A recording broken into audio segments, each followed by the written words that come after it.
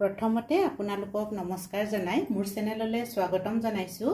আজি মই আপোনালোকৰ মাজলৈ অমিতাৰ ৰেচিপি এটা লৈ আহিছো। বহুতে সোৱাদ লগা ৰেচিপি হয় আৰু অমিতা এইদৰে যদি আমি বনাও মাছ মাংস একোৱেই নালাগে। চাওকচোন কিমান ধুনীয়া লাগিছে। এয়া সয়াবিনৰ লগত বনাইছো, দেখিছেনে বাৰু? আৰু একেবাৰে সোৱাদ মাংসৰ দৰে হয়, কাৰণ মই সয়াবিন দিছো। হাড় নথকা মাংস বুলিও কয়, নহয় জানো বাৰু? আৰু পিঁয়াজ নহৰু বিলাহী মই একোৱেই ব্যৱহাৰ কৰা নাই, তথাপিতো বহুত ধুনীয়া হৈছে। ভাতৰ লগত ৰুটিৰ লগত যিহৰ লগতে খাবলৈ বহুত সোৱাদ লগা হয়। আৰু ইয়াত মই এটা বিশেষ মছলা ব্যৱহাৰ কৰিছোঁ। সেই মছলাটো কি আপোনালোকে ভিডিঅ'টো চাই থাকিলে গম পাব। আৰু এতিয়া দেৰি নকৰি আহকচোন মই আপোনালোকক ভিডিঅ'ৰ মাজলৈ লৈ যাওঁ, কেনেকেনো মই এই সোৱাদ লগা অমিতাৰ তৰকাৰীখন বনাইছোঁ দেখুৱাম। অমিতাৰ তৰকাৰী বনাবৰ কাৰণে মই এয়া এটা মিডিয়াম সাইজৰ অমিতা লৈছোঁ আৰু এটা আলু লৈছোঁ, লগতে লৈছোঁ এয়া সয়াবিন, নিউট্ৰেলাৰ বুলিও কয়। আৰু এই সয়াবিনখিনি মই ভালদৰে ধুই এঘণ্টামান পানীত তিয়াই থৈছিলোঁ আৰু তাৰপিছত ভালদৰে ধুই পানীৰ পৰা এইখিনি ভালদৰে চেপি উলিয়াই ল'লোঁ। এইখিনি এতিয়া মই কিনাৰত থৈ দিম আৰু আমি এতিয়া অমিতা আৰু আলুখিনি কাটি ল'ব লাগিব। লগতে কেঁচা জলকীয়াও দুটা লৈছোঁ, এয়াও কিনাৰত থৈ দিছোঁ। এতিয়া মই অমিতাটো ধুনীয়াকৈ কাটি ল'ম। অমিতাটোৰ বাকলি ভালদৰে গুচাই ধুই লৈ মই অমিতাটো একদম মিহি মিহিকৈ কাটিছোঁ। আপোনালোকে দেখিছেনে? মই ওচৰৰ পৰা দেখুৱাই দিছোঁ। এয়া একেবাৰে মিহি মিহিকৈ কাটিছোঁ।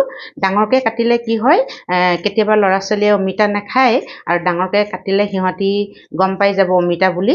আৰু সেইকাৰণে যদি আপোনালোকে সৰু সৰুকৈ এনেদৰে কাটি অমিতাৰ তৰকাৰীখন বনাই দিয়ে, সিহঁতে গমেই নাপাব অমিতা হয়নে কি হয়।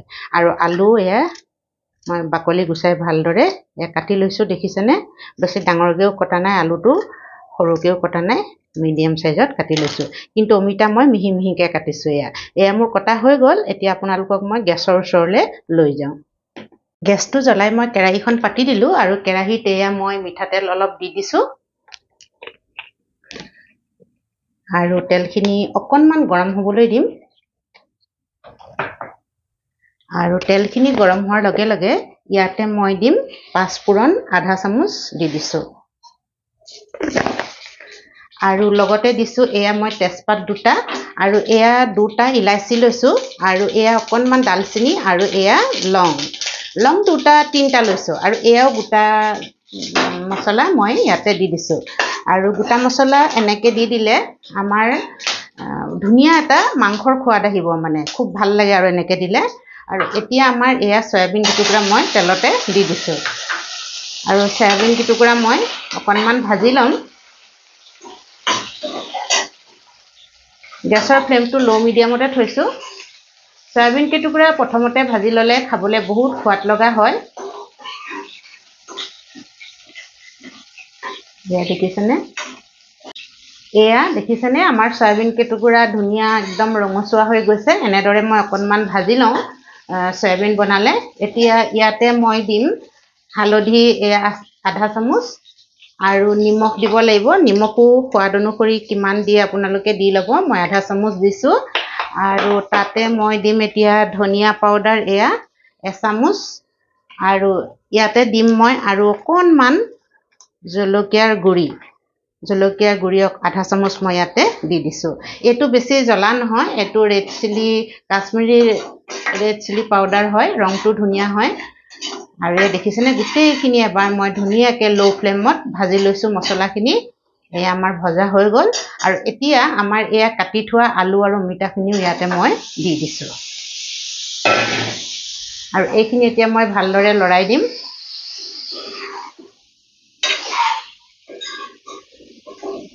অমিতাখিনি প্ৰথমতে সিজাইও লয় কিছুমানে, তেনেদৰেও কৰিব পাৰি, কিন্তু মই একেলগতে ভাজি দিছোঁ।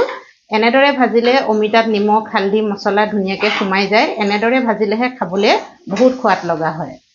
এয়া চাওকচোন, মই ধুনীয়াকৈ এতিয়া এয়া মিলাই দিছোঁ, মছলাৰ সৈতে ধুনীয়াকৈ মিলি গ'ল। এতিয়া ইয়াতে আমি অলপ পানী দিব লাগিব।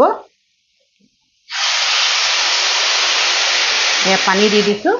পানী হিচাপ মতে আপোনালোকে দি দিব, যাতে আমাৰ ধুনীয়াকৈ অমিতাখিনি সিজি যায়। এয়া দেখিছেনে?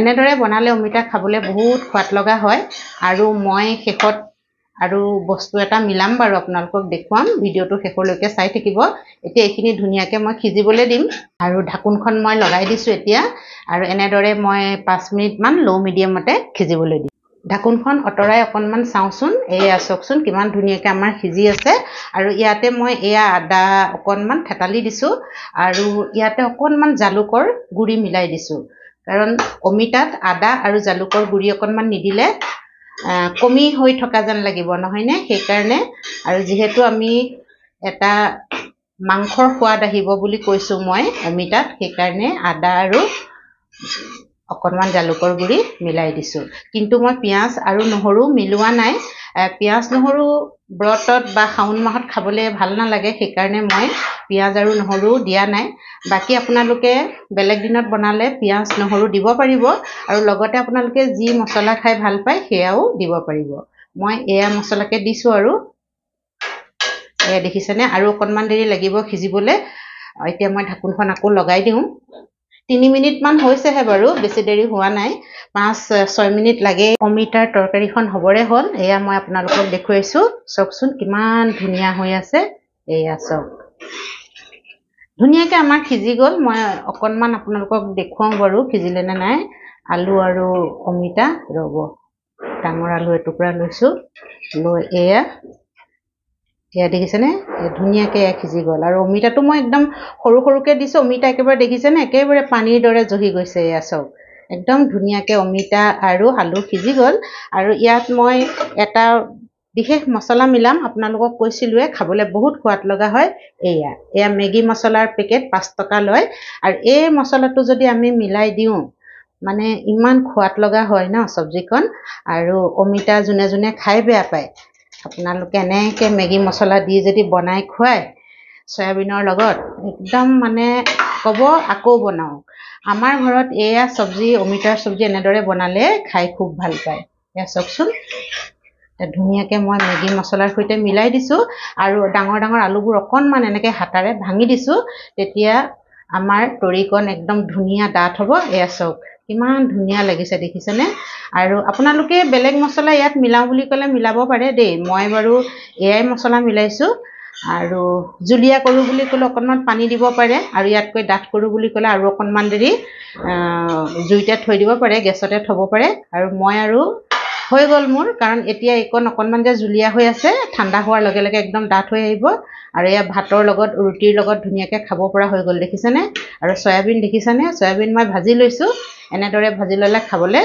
বহুত সোৱাদ লগা হয় আৰু আপোনালোকে ইয়াত বিলাহীও ব্যৱহাৰ কৰিব পাৰে মোৰ ওচৰত বিলাহী নাছিলে মই সেইকাৰণে বিলাহী ব্যৱহাৰ কৰা নাই তাৰ ঠাইত এয়া এটুকুৰা সৰু নেমু লৈছোঁ মই অকণমান নেমু চেপি দিম নেমু গোটেই টুকুৰা মই চেপাই নাই এয়া আছে দেখিছেনে অকণমান যাতে নেমুৰ গন্ধ এটা আহে তেনেকুৱাকৈ বেছি টেঙা হ'ব নালাগে মাত্ৰ নেমুৰ এটা সোৱাদ বা গন্ধ অহাকৈ হ'লেই হ'ব এয়া দেখিছেনে মোৰ একদম ধুনীয়াকৈ হৈ গ'ল একেবাৰে অমিতাৰ চব্জি নে কিহৰ চব্জি ক'বই নোৱাৰি অমিতা ধুনীয়াকৈ গলি গ'ল এতিয়া মই এয়া গেছটো অফ কৰি দিওঁ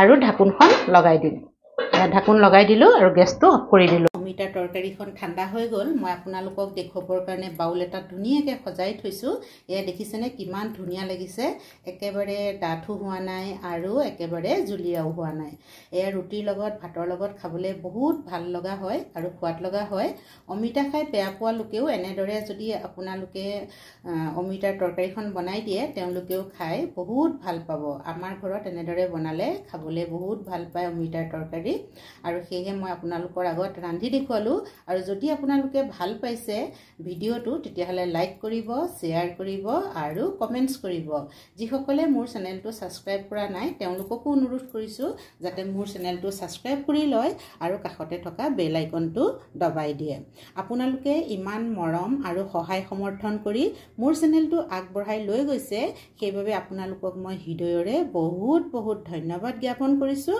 আৰু শেষলৈকে ভিডিঅ'টো চোৱাৰ কাৰণে মই আপোনালোকক হৃদয়ৰে বহুত বহুত ধন্যবাদ জ্ঞাপন কৰিছোঁ এইদৰে মোক মৰম আৰু সহায় সমৰ্থন কৰি মোৰ চেনেলটো আগবঢ়াই লৈ যাব বুলিও মই আশা কৰিছোঁ আজিৰ ভিডিঅ'টো ইমানতে সামৰিছোঁ ধন্যবাদ